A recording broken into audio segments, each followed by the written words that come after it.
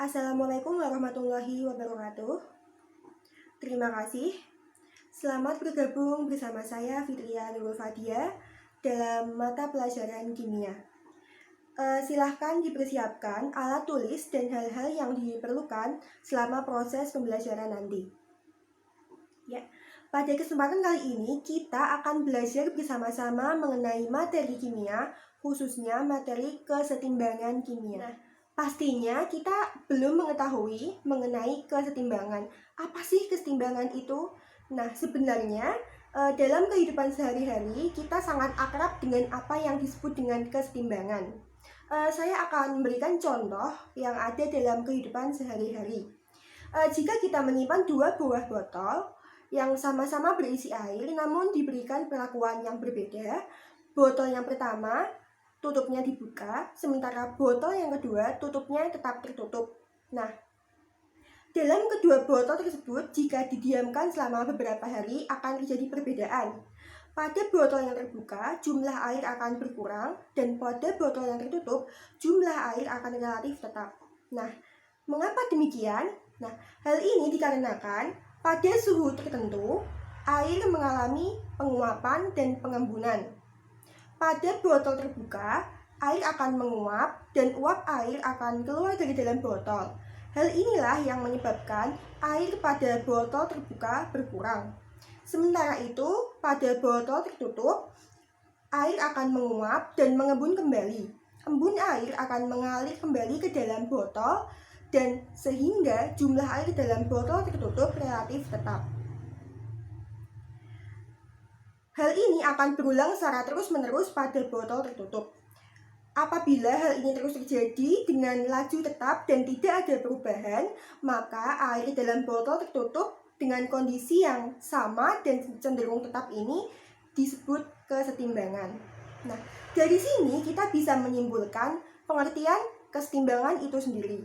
Nah, dari kasus yang pertama tadi, silahkan kalian menuliskan pendapat kalian mengenai pengertian kesetimbangan. Tentu saja setelah kita melihat apa yang terjadi pada kasus pertama, kita akan bisa menentukan kesimpulan pengertian kesetimbangan kimia. Baik, selanjutnya saya akan memberikan contoh kasus yang kedua. Jika kita mengumpulkan kertas bekas yang sudah tidak terpakai, lalu kita membakar kertas tersebut tentunya akan berubah menjadi abu. Pernahkah kita berpikir abu dari sisa pembakaran kertas akan kembali menjadi kertas yang utuh? Tentu saja tidak bisa. Nah, apakah ini juga bisa disebut dengan kesetimbangan? Silahkan tuliskan pendapat kalian dalam buku masing-masing. Nanti kita akan mendapatkan jawaban dari pertanyaan-pertanyaan yang sudah terkumpul pada pembelajaran hari ini. Selanjutnya, saya akan menjelaskan apa saja yang akan kita pelajari pada hari ini. Nah, di awal saya sudah menyebutkan bahwa pada hari ini kita akan mempelajari materi kimia, khususnya materi kesetimbangan kimia. Nah, hari ini hanya akan ada 2 poin yang kita bahas mengingat waktu yang tidak memungkinkan. Jadi, topik pertama yang akan kita bahas masih ada kaitannya dengan apa yang sudah saya tanyakan sebelumnya, yaitu mengenai pengertian kesetimbangan kimia. Nah, jadi hari ini kita harus bisa mengetahui apa sih kesetimbangan kimia itu. Nah, untuk yang kedua, kita akan belajar mengenai faktor-faktor yang mempengaruhi kesetimbangan kimia. Nah, tentu saja kesetimbangan kimia ini dipengaruhi oleh beberapa faktor kimia. Nah, apa saja sih faktor itu? Saya akan menyebutkan faktor-faktor yang mempengaruhi kesetimbangan kimia secara singkat, poin-poinnya saja. Nanti untuk penjelasannya akan kita bahas pada hari ini di Google Classroom. Nah, jadi ada 4 faktor yang mempengaruhi kesetimbangan kimia. Yang pertama adalah suhu, Yang kedua adalah tekanan. Yang ketiga adalah volume. Dan yang keempat adalah konsentrasi. Keempat hal ini tentunya akan mempengaruhi kesetimbangan kimia, khususnya mempengaruhi pergeseran kesetimbangan kimia. Nah, apa sih pergeseran kesetimbangan itu? Nanti juga kita akan mengetahui konsep pergeseran kesetimbangan kimia dengan dipengaruhi oleh keempat faktor tersebut. Nah, selanjutnya akan saya bacakan tujuan pembelajaran yang harus kita capai pada kegiatan hari ini. Yang pertama yaitu menjelaskan pengertian kesetimbangan kimia. Jadi, tujuan utama yang harus kita capai pada hari ini yaitu kita harus mengetahui pengertian kesetimbangan itu sendiri. Ini merupakan dasar untuk mempelajari poin-poin berikutnya. Yang kedua, yaitu menganalisis faktor-faktor yang mempengaruhi pergeseran kesetimbangan kimia.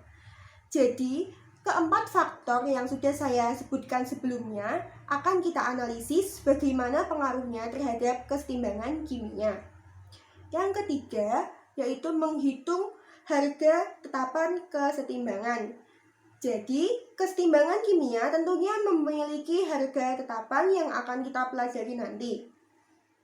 Yang keempat, menyimpulkan suatu percobaan mengenai faktor-faktor yang mempengaruhi pergeseran arah kesetimbangan. Jadi nanti akan disajikan suatu percobaan dan kita akan menganalisis pengaruh faktor-faktor yang mempengaruhi arah pergeseran kesetimbangan. Nah, selanjutnya aktivitas pembelajaran kita pada hari ini dilakukan menggunakan dua media. Yang pertama yaitu via YouTube, yang kedua menggunakan Google Classroom. Nah, untuk kegiatan yang pertama yaitu melalui YouTube, seperti yang sudah kita lakukan pada saat ini, jadi saya akan menjelaskan mengenai penelitian umum kesetimbangan kimia, aktivitas pembelajaran apa saja yang akan kita lakukan hari ini, sistem penilaian, tujuan pembelajaran, dan apa saja yang akan kita pelajari. Ya, kurang lebihnya seperti yang sudah saya sampaikan saat ini. Nah, untuk yang kedua, selanjutnya nanti kita akan melanjutkannya ke dalam Google Classroom. Seperti pada pertemuan sebelumnya mengenai materi ikatan kovalen, kita sudah menggunakan Google Classroom.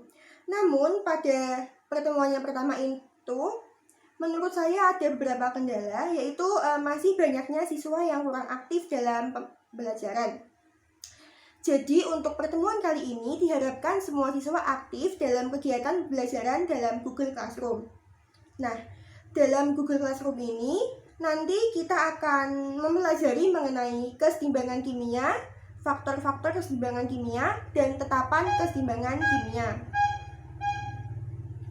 Nah, jadi nanti dalam Google Classroom saya sudah membagikan bahan ajar dan PowerPoint. Nanti dari situ kalian bisa membaca bahan ajar dan PowerPoint yang sudah saya bagikan untuk mengetahui apa itu kesetimbangan kimia dan faktor-faktor yang mempengaruhinya. Nah, selain itu nanti di situ juga ada kolom diskusi dan tanya jawab. Diharapkan semua siswa aktif dalam diskusi nanti. Sebelumnya, silahkan nanti kalian mengisi presensi dalam kolom diskusi tersebut. Selanjutnya, kalian bisa menggunakan bagian itu untuk tanya jawab atau diskusi apabila ada kesulitan. Diharapkan semua siswa aktif karena ini termasuk dalam penilaian. Nah, di dalam Google Classroom nanti juga saya berikan soal-soal latihan yang bisa membantu kita untuk lebih memahami mengenai materi kesetimbangan kimia. Jadi nanti soal latihan diharapkan dikerjakan dengan sungguh-sungguh, meskipun tidak dinilai, tapi nanti pada akhir pembelajaran kita itu bisa mengetahui kemampuan kita mengenai seberapa paham sih kita mengenai materi kesetimbangan kimia. Nanti juga ada pembahasan setelah latihan. Jadi setelah kalian mengerjakan latihan, langsung ada pembahasan. Jadi kita bisa mengetahui bagian mana yang salah, bagian mana yang kita belum paham. Seperti itu. Nanti juga di situ akan saya bagikan lembar kerja siswa yang nantinya bisa dikerjakan secara individu maupun kelompok. Nah, tujuan saya memberikan LKS ini juga supaya kalian lebih mengetahui dan memahami pengertian kesetimbangan kimia itu sendiri. Diharapkan apabila nanti dikerjakan secara kelompok, kalian secara kolaboratif. Nah, nanti dalam lembar kerja siswa, diharapkan kalian semua aktif dalam mengisi lembar kerja tersebut. Karena ini merupakan bagian dari penilaian, dan apabila dikerjakan secara kelompok, diharapkan semua siswa aktif dan saling berkoordinasi supaya tidak terjadi tumpang tindih dalam pengisian. Baik, selanjutnya akan saya jelaskan mengenai sistem penilaian. Jadi hari ini tentu saja akan saya lakukan penilaian pada kegiatan pembelajaran. Nah, ada 3 poin penting yang saya nilai. Yang pertama yaitu keaktifan siswa. Sudah saya sebutkan sebelumnya, jadi nanti ada kolom diskusi dan tanya jawab dalam Google Classroom. Nanti di situ saya akan pantau keaktifan kalian. Jadi semakin aktif bertanya, berdiskusi, tanya jawab akan menambah poin nilai kalian.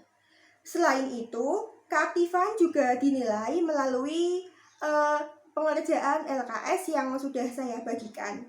Nanti di situ akan terlihat siapa yang mengisi, siapa yang tidak mengisi, seberapa banyak kalian mengisi, dan lain sebagainya. Tentu saja semua itu saya pantau. Yang kedua yaitu kuis. Nanti pada akhir pembelajaran 5 menit kita manfaatkan untuk kuis. Jadi kuis ini sebagai bahan evaluasi seberapa paham kalian mengenai apa yang kita pelajari pada hari ini, yaitu mengenai kesetimbangan kimia dan faktor-faktornya. Yang ketiga, penilaian kita yaitu penilaian presentasi. Nah, nanti setelah kalian mengerjakan LKS, nanti kalian harus menuliskan kesimpulan-kesimpulan mengenai kesetimbangan kimia dan faktor-faktor yang mempengaruhinya. Nah, kedua poin ini silahkan nanti dikemas semenarik mungkin dalam bentuk PowerPoint atau apapun itu. Nantinya akan dipresentasikan oleh masing-masing siswa atau kelompok. Jadi untuk kegiatan yang presentasi ini nanti bisa dilakukan pada hari ini juga apabila waktunya memungkinkan, dan apabila tidak memungkinkan bisa dilakukan pada pertemuan selanjutnya.